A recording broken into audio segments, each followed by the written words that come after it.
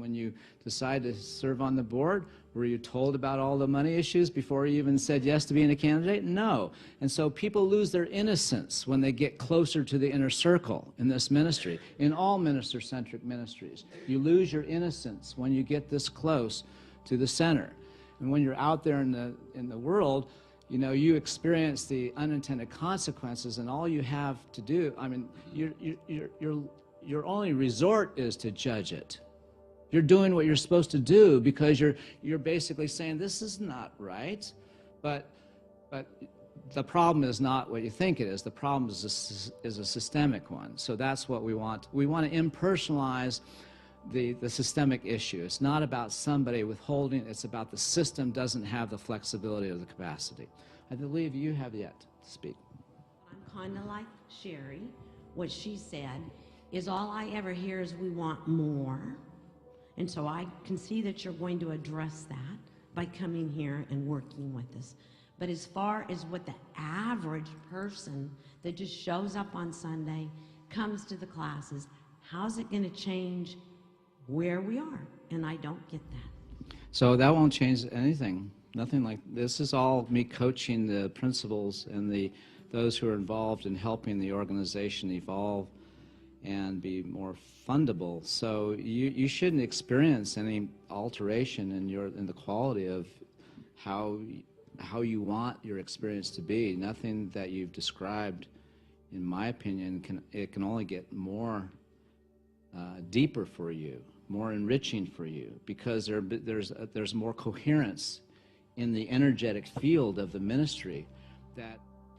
My name is Sasha. Okay, all right, Sasha. I'm Yes. a millennial. Yes. Yay. Most of us are born between 1985 and beyond. Then we have Generation Z, and they're learning from us how to communicate and how to use emotional intelligence.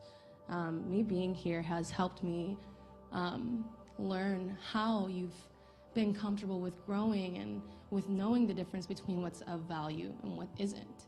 And I expect to have my, eyes to be, I expect to be stared down, because in the economic crisis that we're in, we've had to learn to adapt at a really, really fast pace.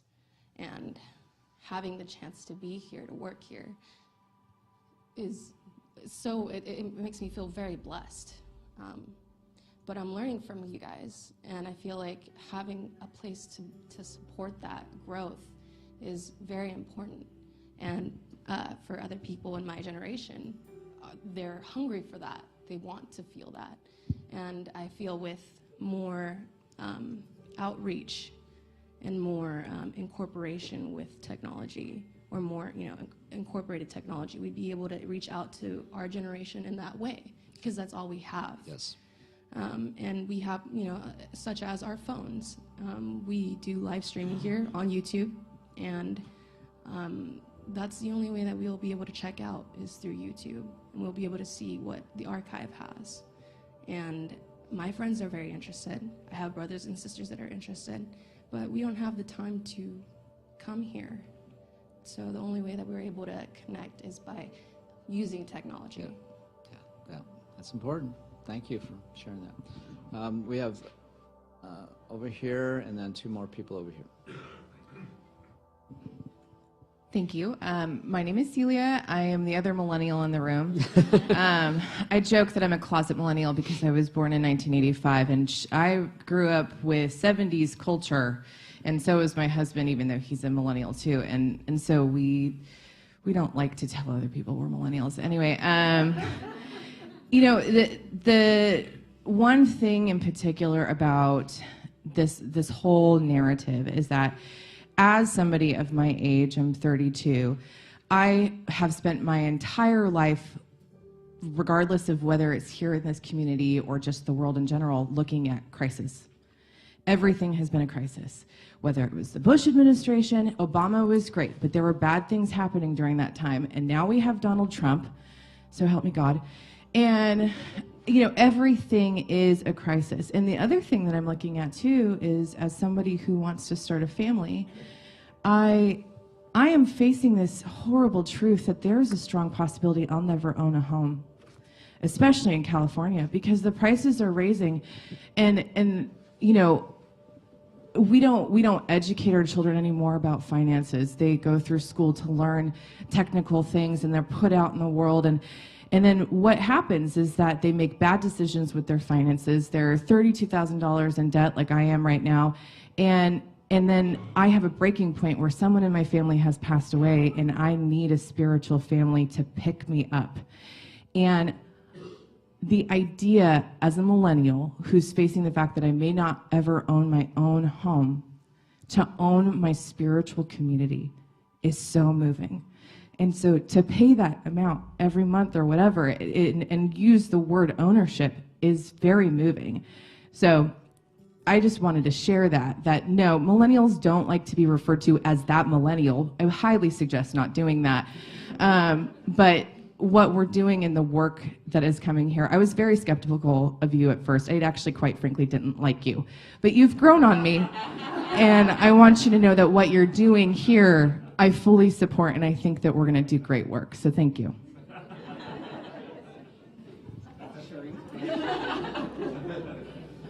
Well, I don't know quite how to follow that. Thank you so much, Celia and Sasha.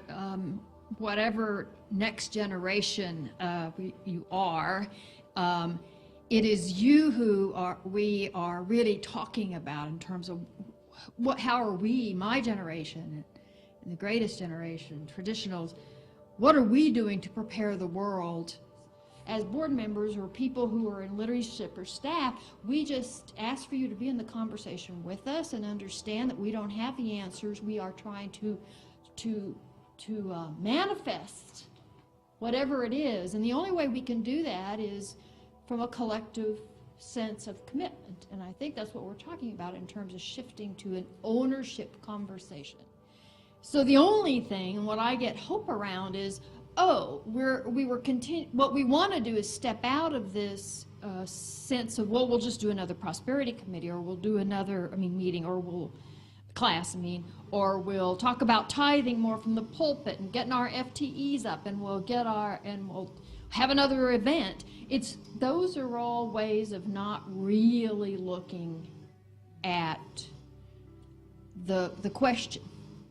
Those are just distractions. So what we as collectively as a board, and I think the staff and Gary and all are asking of you is to help us shift the conversation. And out of that conversation and awareness will come the answers. Thanks. Yeah. Penny was next. And then we'll come back to you. Just short and sweet. We talked about ownership is what can we do? But it's more than that. What are we creating? An important part of ownership is you get to create it out of yourself. And that creation is a lot more than what you think you can do. It is so much bigger than that. And being involved in ownership on that level helps you create yourself and create your world in a way that's not possible if you don't go through the discomfort and all the trauma and realize that you're dedicated because you're creating this. You're creating a new world. And that's why we were founded, and that's what we're doing. And I own it, and I'm here, and I'm not leaving, because this is the expression of my creation for the world. And that's all I want to say. I just wanted to thank you, Gary, for coming and sharing your findings with you. I know you pretty well, and he has a lot to offer, and I'm glad you're here. And as I was listening to all of this, we are here to do what we've never done before.